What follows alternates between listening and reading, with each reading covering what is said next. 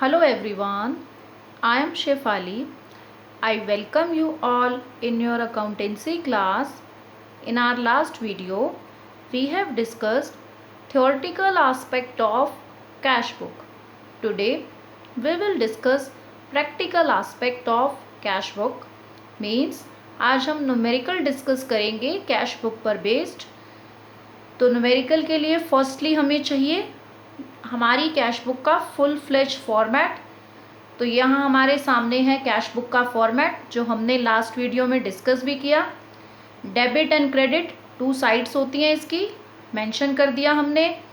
ये जो बीच की डबल लाइन है ये शो कर रही है कि डबल लाइन के इधर का पोर्शन डेबिट वाला है साइड और डबल लाइन के इधर का पोर्शन क्रेडिट साइड है। सेम कॉलम्स हैं इस डबल लाइन के इस साइड भी और इस साइड भी। फर्स्ट कॉलम होता है डेट का, इसी तरह से इस तरफ भी डेट।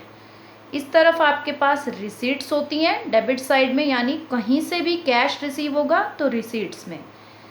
इस तरफ पेमेंट्स, जब भी आप कैश पे करोगे तो क्रेडिट साइड से पेमेंट होगी। वाउचर नंबर, लेजर फोलियो, इस साइड भी क्रेडिट साइड भी voucher number of ledger folio same है। अमाउंट जितनी एग्जैक्ट अमाउंट होगी और इस तरफ भी जितना एग्जैक्ट अमाउंट होगा। रिसीट पेमेंट में हम उस अकाउंट का नाम लिखेंगे जिससे भी हमें कुछ रिसीव हो रहा है या जिसको हम कुछ पे कर रहे हैं। तो यहाँ मेरे पास है स्टेटमेंट न्यूमेरिकल की, उसके बेस पर हम इस न्यूमेरिकल को सॉल्व करेंगे। तो इस स्टेटमेंट में क्या कहा जा रहा है आपको, यहाँ कहा जा रहा है कि enter the following transactions in a single column cash book. ये सिंगल कॉलम कैश बुक है क्योंकि इसमें सिंगल कैश का ही कॉलम है, बैंक कॉलम नहीं है। तो यहाँ फर्स्ट कहता है 2017 मार्च फर्स्ट। 2017 मार्च फर्स्ट की आपको ट्रांजेक्शन दी गई है। क्या ट्रांजेक्शन दी गई है आपको, कमेंस्ड बिजनेस विद कैश 20,000, कि आपने 20,000 से अपना बिजनेस जो है वो कमेंस किया है। तो सबसे पहले बिजनेस स्टार्ट करने की हम क्या जर्नल एंट्री क्या देते थे उसके अकॉर्डिंग आपको सोचना है यहाँ पर। बिकॉज कैश बुक में कैश अकाउंट जो है आपका ये उसी का पर्पस सॉल्व करती है। तो आपने बिजनेस स्टार्ट किया, बिजनेस में कैश आया, दूसरी तरफ बिजनेस में कैपिटल आपकी आ गई। तो जो कैश के अलावा दूसरा अकाउंट अफेक्ट होता है ना, उसको आपने यहाँ मेंशन करना है कैश बुक में। कैश के अलावा जो दूसरा अकाउंट आपका जो है वो अफेक्ट होगा, उस अकाउंट को आप जो है यहाँ पर मेंशन करोगे। ओके, तो अब मैं यहाँ पर देखूँ तो मेरे बिजनेस में कैश जो है वो आ रहा है, मीन्स रिसीविंग हो रही है, रिसीट साइड पर आना है। और दूसरा अकाउंट जो अफेक्ट हो रहा है वो कौन सा अकाउंट है, कैपिटल अकाउंट। तो मैं यहाँ एक चीज़ ध्यान में रखेंगे, डेबिट साइड में जब एंट्री करेंगे तो 2 लगाना है, और जब आप क्रेडिट साइड में कोई भी एंट्री लिखोगे तो उसके साथ में बाय लगाना है, ये प्रीफिक्स होते हैं। तो यहाँ रिसीट साइड पर आएगी फर्स्ट आपकी ट्रांजेक्शन की एंट्री कि बिजनेस स्टार्ट किया तो उस कैश आया, तो साथ साथ में कैपिटल अकाउंट अफेक्ट होगा, तो आप लिखोगे to capital account. Voucher number और लेजर फोलियो है नहीं आपके पास, तो आप अमाउंट वाले कॉलम में डायरेक्ट फिल कर दो 20,000 रुपीज़ से आपने जो है वो बिजनेस स्टार्ट किया है।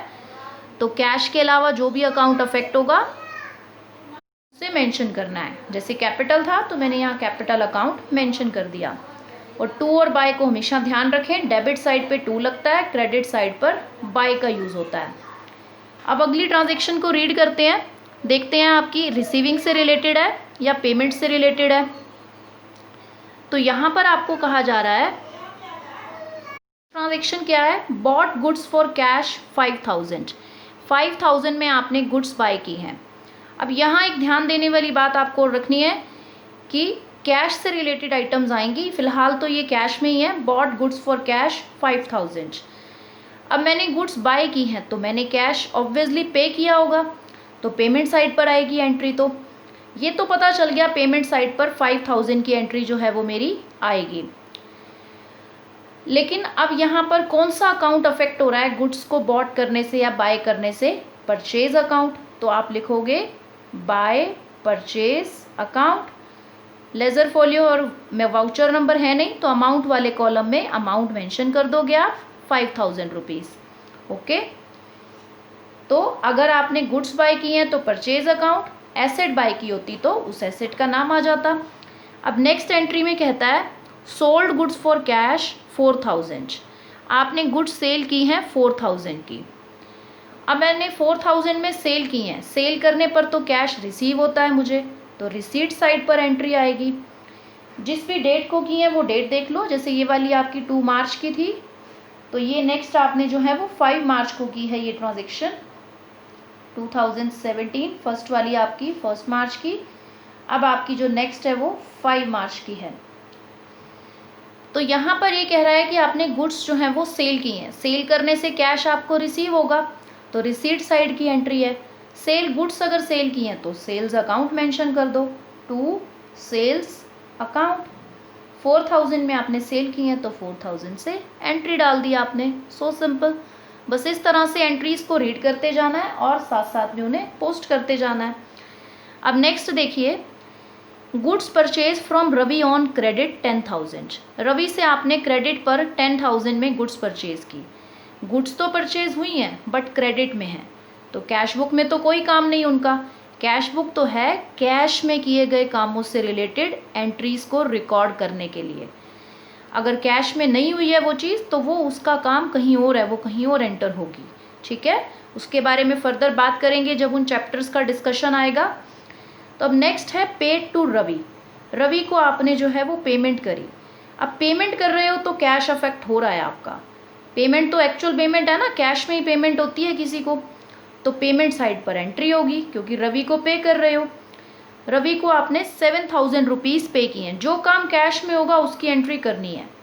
मैंने 7,000 रुपीज़ रवि को कैश पे किया है, तो पेमेंट साइड पर आ जाती हूँ। अब पेमेंट साइड पर बाय का तो प्रीफिक्स है ही कि बाय तो लिखना ही है। कैश पे कर रही हूँ तो कैश बुक तो बनी रही है, कैश का नाम तो आ नहीं सकता, तो नाम आएगा उससे अफेक्ट होने वाले दूसरे अकाउंट का यानी रवि का। बाय रवि 7,000 रुपीज़ पे किए हैं तो 7,000 से एंट्री डाल दोगे।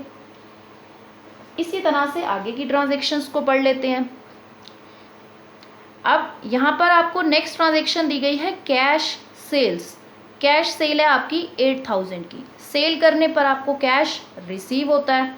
अब अगर कैश आपको रिसीव हो रहा है तो रिसीविंग साइड पर आ जाइए।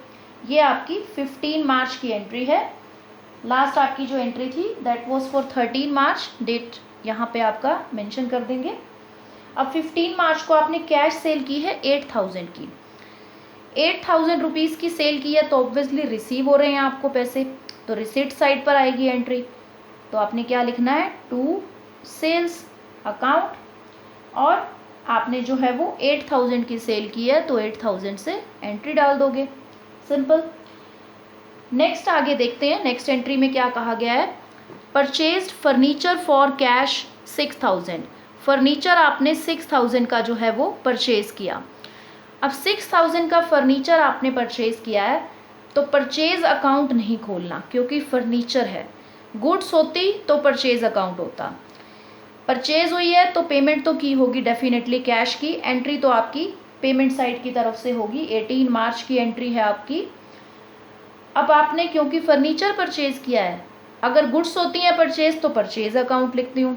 अब फर्नीचर है तो furniture account, bye furniture account, और 6,000 रुपीज़ से एंट्री हो जाएगी। नेक्स्ट आगे की दो एंट्रीज़ हैं हमारे पास, paid wages and paid rent. 380 के वेजेस हैं, 400 का रेंट है। दोनों ही एक्सपेंसेस हैं, दोनों की अलग अलग एंट्री ही आप जो है वो रिकॉर्ड करोगे।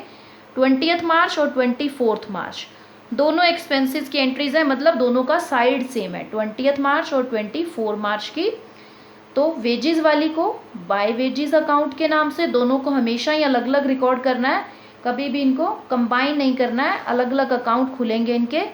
वेजेस का वेजेस अकाउंट, रेंट के लिए रेंट अकाउंट। वेजेस 380 के हैं, रेंट आपका जो है वो 400 का है, तो वो एंट्री आप रिकॉर्ड कर दोगे। नेक्स्ट एंट्री में कह रहा है 26 मार्च को आपने जो है वो कमीशन जो है वो रिसीव किया है 600 रुपीज़ का। कमीशन रिसीव कर रहे हो तो रिसीविंग साइड पर आएगी। 26 मार्च की आपकी जो है वो एंट्री है, तो टू कमीशन अकाउंट, 600 रुपीज़ का कमीशन रिसीव किया है तो 600 से एंट्री हो जाएगी। नेक्स्ट एंट्री में कह रहा है आपको विड्रॉ फॉर पर्सनल यूज़, आपने कहा है कि withdraw for personal expenses 1000 and paid salary 900, दोनों ही आपकी पेमेंट की एंट्रीज हैं, दोनों के लिए अलग अलग एंट्री पास ऑन होगी। तो 28 मार्च को आपने जो है वो पर्सनल यूज़ के लिए विड्रॉ करा बिजनेस से। पर्सनल यूज़ के लिए जब हम पैसा निकालते हैं तो वो क्या मानी जाती हैं, ड्रॉइंग्स। तो ड्रॉइंग अकाउंट के नाम से एंट्री होगी। बिजनेस से कैश तो निकल रहा है, यानी एक तरह से पेमेंट ही है आपके बिजनेस के पॉइंट ऑफ व्यू से। तो बिजनेस में कैश रिसीव तो हो नहीं रहा है, विड्रॉ कर रहे हो पर्सनल यूज़ के लिए। तो बाय ड्रॉइंग अकाउंट, और आपने 1000 रुपीज़ जो है वो विड्रॉ किए। देन आपने 31 मार्च को सैलरी पे की है, वो भी पेमेंट का ही पार्ट है, बाय सैलरी अकाउंट, बिजनेस में से पैसा विड्रॉ हो गया 900 रुपीज़। अब आपने क्या करना है, दोनों साइड्स का टोटल कर देना है। दोनों साइड्स का टोटल करने के बाद आपने ये देखना है कि आपकी डेबिट साइड में टोटल कितने आपके पास पैसे थे, रिसीट कितनी थी और कितनी आपने पेमेंट कर दी। क्या आपके पास कुछ बैलेंस है, बैलेंस है तो वो कितना है, जिस तरफ कम होगा ना बैलेंस उस तरफ वो बैलेंस को राइट कर देना है। जैसे अगर अब मैं इस साइड का टोटल करूं, डेबिट साइड का, तो मेरे पास क्या है 20,000 प्लस 4,000, 24 प्लस 8 32,000 प्लस 600, 32,600 रुपीज़ इस साइड का टोटल आ रहा है। यानी टोटल मेरी जो रिसीट्स हैं वो 32,600 है। अब एक बात बहुत ध्यान रखने वाली और समझने वाली लॉजिकल चीज़ है यहाँ, कि जितना आपके पास है ना, कभी भी उससे ज़्यादा आप पे नहीं कर सकते हो। जितना मेरी पॉकेट में कैश है मैं उतना ही पे कर पाऊँगी। मेरी एक्सपेंसेस या पेमेंट्स कभी भी इस रिसीट साइड से ज़्यादा नहीं हो सकती। कैश की बात कर रही हूँ, बैंक की नहीं। बैंक से तो फिर भी हम लोन ले लेते हैं। तो हमेशा कैश बुक का जो कैश कॉलम है ना, वो कभी भी नेगेटिव बैलेंस नहीं शो करेगा आपको। ये बात हम शुरू में भी डिस्कस कर सकते थे, बट यहाँ आपको प्रैक्टिकली नज़र आना चाहिए कि टोटल रिसीविंग्स आपकी कभी भी टोटल पेमेंट से ज़्यादा हो नहीं सकती। कैश है ही नहीं तो पेमेंट हो कहाँ से जाएगी। ऐसे हम मतलब मैजिकली तो पेमेंट कर नहीं सकते ना। तो टोटल जितनी पेमेंट्स की हैं उनका टोटल कर लो। 5 प्लस 7,000 12, 12 प्लस 6 18,000, प्लस आपके पास 1,000 ये ग्राउंड में है हम ले लेते हैं 13,000। आपके बाकी के हैं ये छोटे छोटे 400, 380 एंड 900। तो इनको टोटल करोगे आप तो आपके पास टोटल बन जाएंगे 20,680। बस आपने इनको करना है बैलेंस। बैलेंस करने का मतलब आपकी डेबिट साइड जितना बड़ी है ना क्रेडिट साइड से, वो बैलेंस आपने निकालना है। तो आप यहाँ लिखोगे by balance carried down, CD लिख देते हैं, C/D। कैरेड डाउन का मतलब है कि हम नेक्स्ट ईयर में कैरी करेंगे इस बैलेंस को।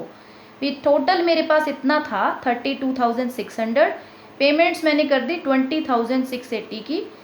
तो अब कैश का बैलेंस जो मेरी फर्म में या मेरी कंपनी में बिजनेस में मेरे पास है, तो 32,600 में से 20,680 माइनस करो तो आपको मिलेगा 11,920। ये आपका पास अब कैश का एट प्रेजेंट बैलेंस है। ये आप इतना बचा हुआ कैश आपके पास है। तो बस आपने इसको लिखना है और टोटल अब आप यहाँ पर देखो तो आपके बिजनेस में ये टोटल दोनों साइड ही सेम हो गई, क्योंकि 20,000 में इतनी कमी थी ना, तो ये जुड़ के ये साइड भी आपको 32,600 दे देगी और इस साइड तो 32,600 थे ही। जितनी कमी थी वो कमी मैंने इधर लिख दी। ये कमी का मतलब इतना बैलेंस कैश का मेरे पास बचा हुआ है। अब जब नेक्स्ट ईयर की मैं कैश बुक बनाऊंगी, अब प्रैक्टिकली देखना कि बैलेंस ओपन कैसे करते हैं। अब अगले साल की जो कैश बुक होगी ना, वो ये वाला कैश ओपनिंग बैलेंस के रूप में मुझे दिखाएगी। ओपनिंग का मतलब डेबिट साइड में मैं लिखूंगी टू बैलेंस, इस बार लिखेंगे BD। पिछली बार क्लोज किया था तो CD लिखा था, अब ओपन हो रहा है ब्रॉड डाउन, यानी पिछले साल से हम लेकर के आए हैं बैलेंस 11,920 दैट बैलेंस। ठीक है, 11,920 से बैलेंस शीट का ओपनिंग बैलेंस बनेगा। ये कई बार ये ओपनिंग बैलेंस आपको ऑलरेडी स्टेटमेंट में गिवन होता है, तो आप उसको हमेशा डेबिट साइड में लिखते हो। कैश बुक के कैश कॉलम की बात हो रही है, जब बैंक कॉलम आएगा तब कुछ नई बातें आएंगी इसमें। तो ये आपका एक प्रॉपर न्यूमेरिकल था, जिस न्यूमेरिकल की जैसे और भी न्यूमेरिकल्स होंगे तो आप प्रैक्टिस करेंगे इन्हें। कोई भी डाउट होगा then we will discuss in our live class. Thank you so much.